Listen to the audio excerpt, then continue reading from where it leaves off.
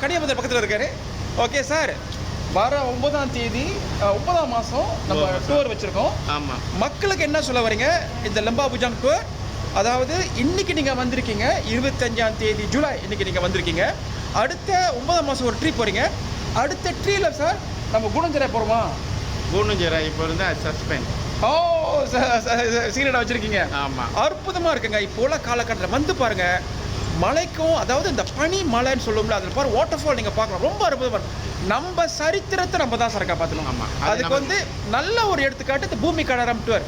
கிட்டத்தட்ட 9வது தடவை 9 இந்த வருஷம் 9வது ட்ரிப் எடுத்து வந்திருக்காங்கன்னா பாருங்க, பெரிய ஒரு விஷயம் இல்லை.